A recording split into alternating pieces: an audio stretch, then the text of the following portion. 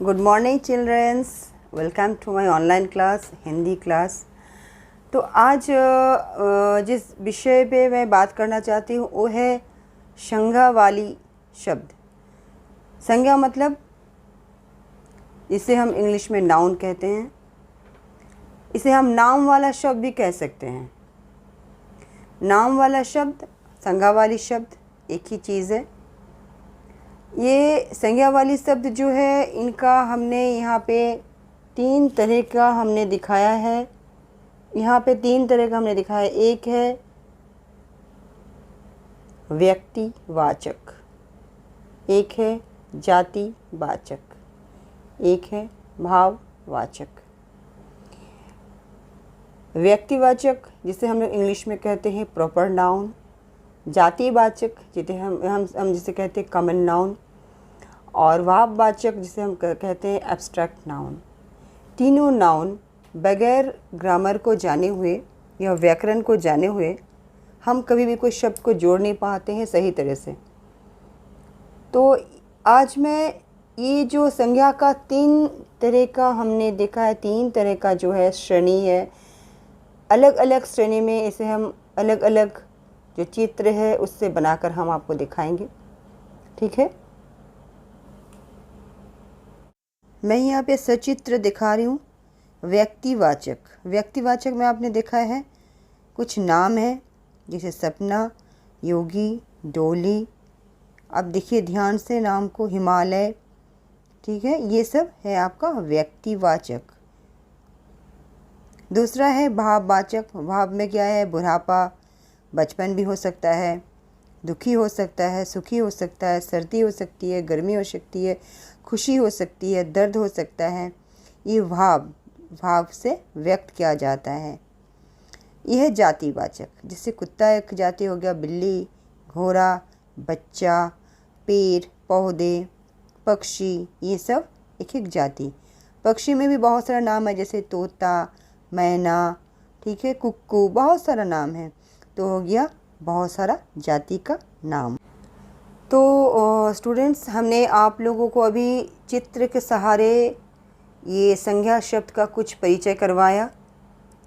संज्ञा का तीन भेद हमने सीखा आज, व्यक्तिवाचक, जातिवाचक, भाववाचक।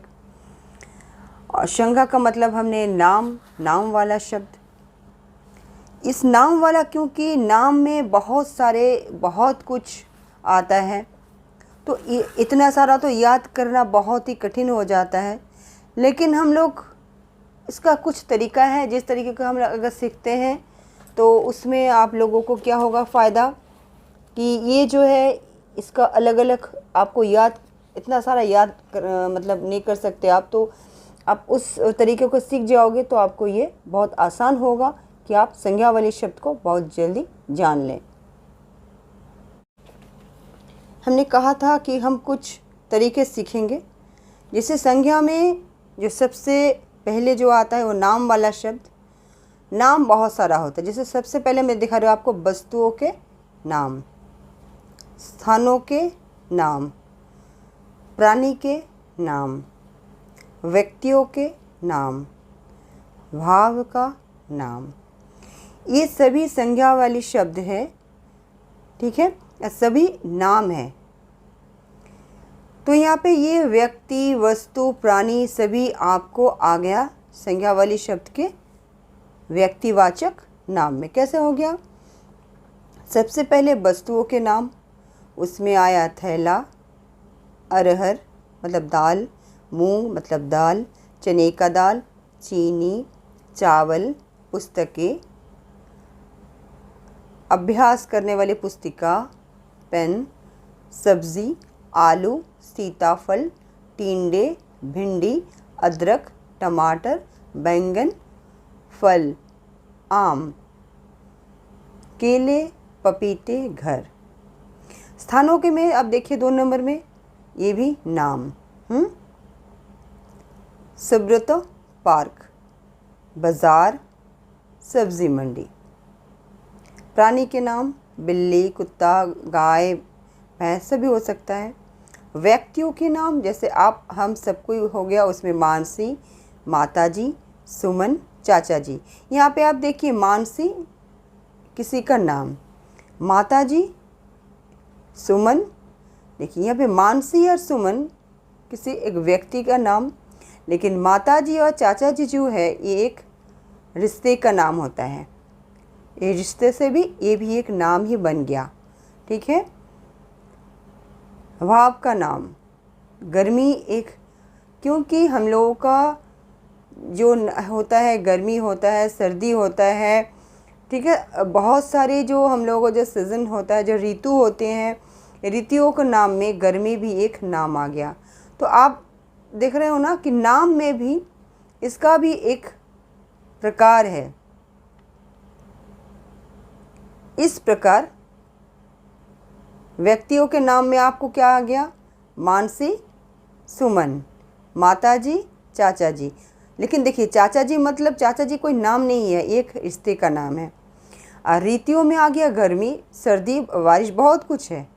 ठीक है, उसमें हम लोग गर्मी भी एक भाव का नाम है, एक भाव। इसी तरह आपको इसको देखते हुए इसका जो एग्जाम्पल है, इसका जो उदाहरण है, इससे आप बहुत सहज तरीके से इसे आप समझ सकते हो। मैं तो चित्र के द्वारा समझा रही हूँ, उसके ऊपर भी उपरांत भी आप इसे अलग से इसे देख सकते हो। तो संज्ञा वाले शब्द में और भी जानने की बहुत सारी चीज़ें हैं जो मैं अभी आपको थोड़ी देर में फिर से दिखा रही हूँ। हमने यहाँ पे आपको दिखाई, यहाँ पे देखिए proper noun, common noun, abstract noun, जो आप इंग्लिश में भी पढ़ते हो। इसमें व्यक्तिवाचक, जातिवाचक, भाववाचक। इसे जब हम लोग इस तरह से पढ़ाते हैं तो शायद बच्चों के दिल में कुछ और ही अलग ही चित्र बन जाते हैं। तो ये चित्र थोड़ा सा चित्र से ही बनाया जाए तो सही रहेगा। मैं अभी आपको दिखा रही हूँ। सबसे पहले मैं दिखा रही हूँ आपको यहाँ पे बच्चों व्यक्तिवाचक संज्ञा यानी प्रॉपर नाउन। यहाँ पे क्या कहा जाता है? जिन शब्दों से किसी विशेष व्यक्ति, विशेष प्राणी, विशेष स्थान या किसी भी विशेष वस्तु का बोध होता है, उसे हम लोग व्यक्तिवाचक संज्ञा कहते हैं। जैसे नाम में आ गया हिमालय, सरदार वल्लभ भाई पटेल, रामचरितमानस, रामायण, महाभारत। तो आपको पता चला कि प्रॉपर नाउन क्या होता है। अगर सरदार वल्लभ भाई पटेल होता है तो उसके जगह आपका या आपके पिता का या माता का नाम, सभी ये व्यक्तिवाचक संज्ञा में आ गया। प्रॉपर नाउन मतलब नाम, नाम वाला शब्द। भाववाचक मतलब कुछ किसी भी भाव को समझाना। जैसे मानिए जिन शब्दों से हम लोग किसी का गुण या दोष या स्थिति या अवस्था, इस तरह का आदि जो भाव होता है, अगर उसे हम समझाना चाहते हैं तो वहाँ पे भाववाचक संज्ञा कहा जाता है। जैसे बचपन, सर्दी, ममता। अब चित्र में देखो, एक छोटा सा बच्चा, बचपन, सर्दी मतलब ठंड लग रही है। जैसे हमने अभी कहा था गर्मी, सर्दी, ऋतुओं का नाम भी आपको आ रहा है। वो किस में आ रहा है? वो आ रहा है भाववाचक में। याद रखना है आपको। सर्दी, ममता, ममता भी एक नाम है। अगर ममता नाम है तो गुस्सा होना भी वो भी एक भाव का नाम है। ममता क्या है? एक भाव का नाम है।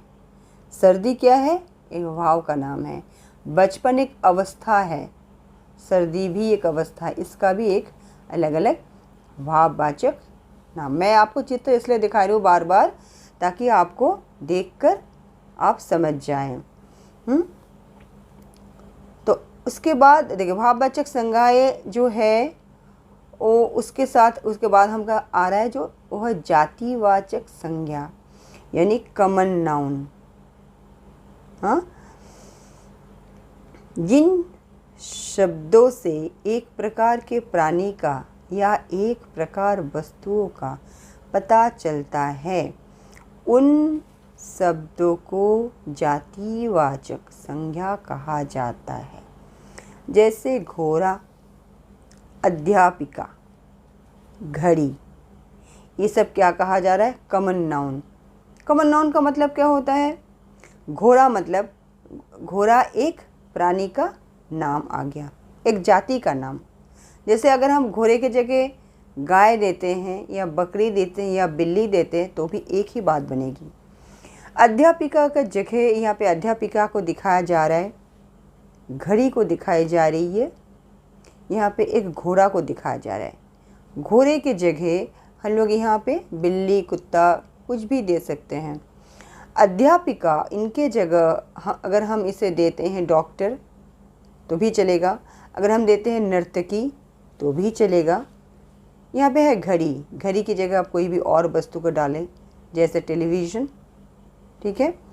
तो आपको ये 3 तरह का जो हमने आज संज्ञा आपको दिखाई है वो भी सचित्र ही दिखाने की कोशिश की है ताकि आपको ये चित्र अच्छी तरह से मालूम हो जाए।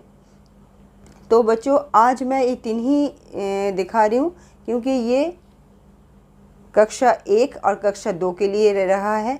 इसके बाद जब हम कक्षा 3 या 4 में दिखाएंगे तो हम दूसरा और भी दिखाएंगे क्योंकि इसके और भी भेद है। हमने आज 3 ही भेद को दिखाया है, व्यक्तिवाचक संज्ञा, भाववाचक संज्ञा और जातिवाचक संज्ञा। सचित्र दिखाने की कोशिश की है। अगर आपको कोई भी सवाल हो तो आप ज़रूर मुझे बताएं।